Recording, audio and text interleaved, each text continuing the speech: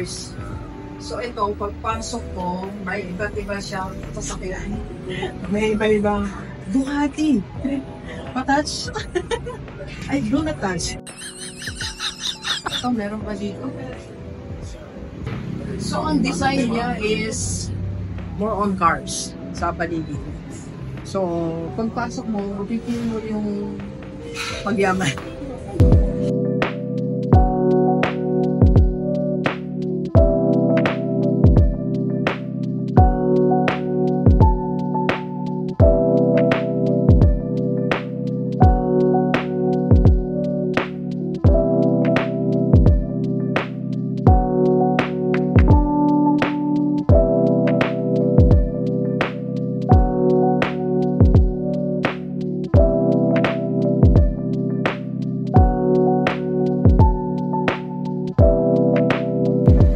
Okay, Gilivers, so eto na, dito na tayo sa pinag-uusapan na coffee shop dito sa Bataan.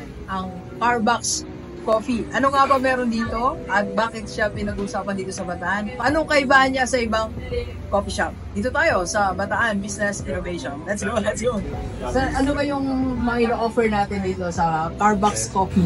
Bali, meron po kaming mga classic coffee and iced tea and fruit juice. And disco. Ano yung bestseller na coffee natin? Yung pinakamasarap? Hot? Sa hot. Spanish latte pa rin. Or sweet. Then, Americano latte.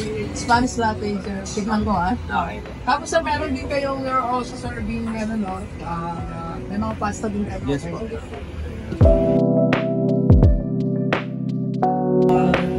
Ang special daw dito, Spanish latte. Tignan natin. Thank you, sir. Okay, Gilivers, dito tayo sa Bataan Business Innovation Channel natin, and ito yung comeback video natin. This is a different coffee shop kasi sa pangalan pa lang Carbox, may something, diba? At ba meron doon sa Carbox? And then pagpasok mo, of course, iba ang design niya. Para dito, pag pumasok ka dito, mangangarap ka magbayaran.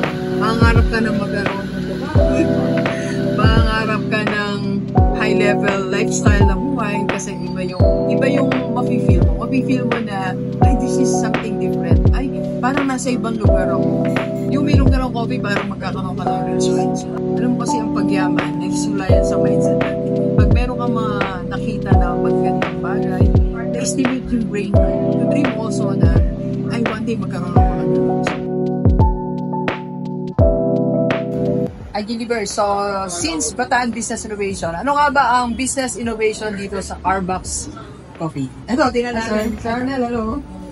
Sir, ito yung machine niya, no? Yes, po. Bakit? Ito yung latest, no? Yes, po. 2024 model. Ano rin? 2024 model. Ito yung innovation niya dito. 3 heads po. Meron po siya 3 heads. Normally ilang heads? Sa mga ko na option dito, 2 heads lang. Ito talaga, tatlo, 3 no? heads po and 5 boilers. 5 boilers. Parang makina na po siya ng and pressure rin po. So, kayo lang may ganito, no?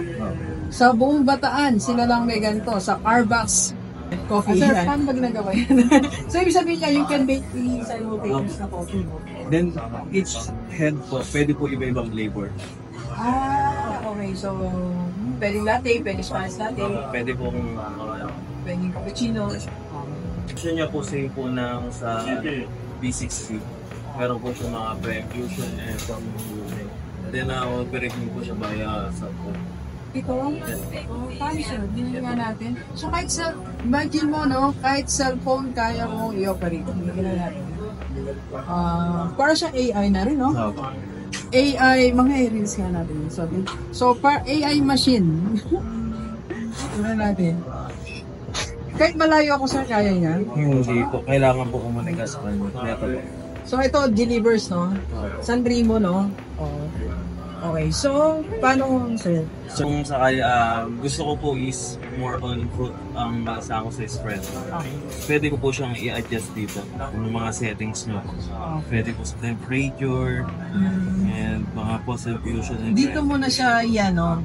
Dito ka na magtitimpla, magpo-program, parang gano'n, yung formula ng coffee. Yes. Okay, tapos lalabas na siya. Galing. So, you can also use this machine na. Yes. Pero yan, madali, no? Mas less na po sa time. Oo. Mabilis, no? Tapos, lagay mo na lang yun. Lalabas na siya. Yes. Oo. Nice. Put lang po ng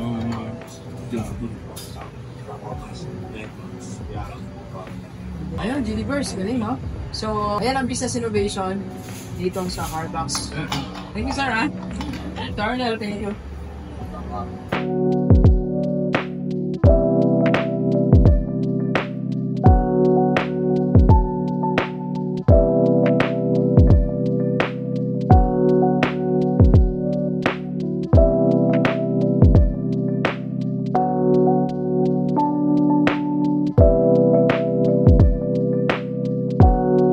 Alam nyo, ito, puntahan ako yung estudyante, no? Yes. Kasi kung estudyante ka, ang ganda dito ang ganda ng ambience. Sabi ko nga kanina, para kang mangarap na maging mayaman, no, sir? Kasi pag mayaman yung lugar, makikita mo yung magandang mga, may Ducati pa kayo, no? Yes. Sir? And Lamborghini. Lamborghini, and, you know. So, it's a nice place na habang nag-aaral ka, inisip mo, balang araw, makakabili ako noon. So, tingnan natin. Ano ang next step niyan, sir? Step ko lang po yung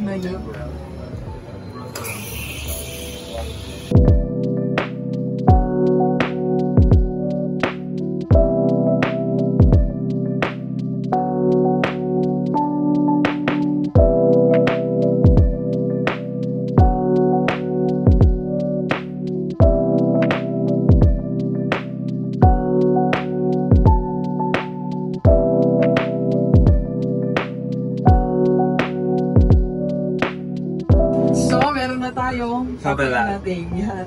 Tingnan na natin, sir. Tingnan natin. Tingnan natin ang camera natin.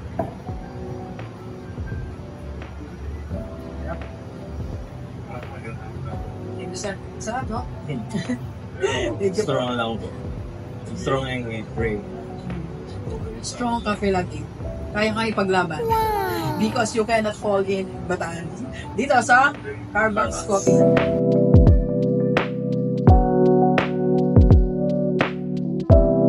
Sir Arnel, ang sarap ng coffee, ah. So, sir, ito ay isang nabili yung ating machine. From Dubai po. Galing pa ito ng Dubai. Wow, galing naman, no? So, kaya kakaiba, no? Siguro, baka kayo pala meron dito sa Bataan, di ba? Yung pala kayo. Sa Pilipinas kaya? Siguro mga 5 pa lang kayo.